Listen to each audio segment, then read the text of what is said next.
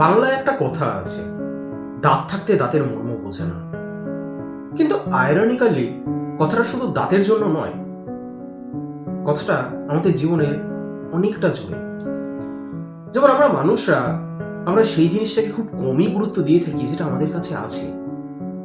আমাদের প্রধান নজরটাই সেই দিকে যেটা আমাদের কাছে নেই। অর্থাৎ একটা উদাহরণ দিই, যখন আমরা সবাই ছোট ছিলাম তখন একটা জিনিস প্রায় মনে হতো যে ইস, কবে বড় হব, কবে স্বাধীন হব।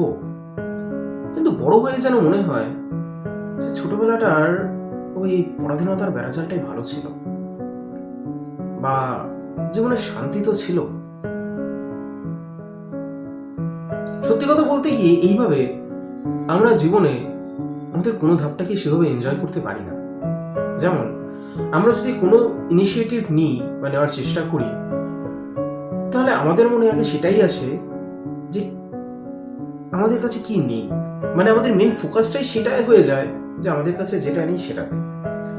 আমাদের কাছে যেটা আছে সেটাকে আমরা খুব একটা গুরুত্ব দিই না, কারণ ওই যে এটা তো আমাদের কাছে আছে। মেন গুরুত্ব সেটাতেই যেটা নেই আমার কাছে। মাঝে মাঝে এটাই মনে হয় যে আমাদের এগিয়ে যাওয়ার পথে আমাদের মানসিকতায় বাধা হয়ে দাঁড়ায়।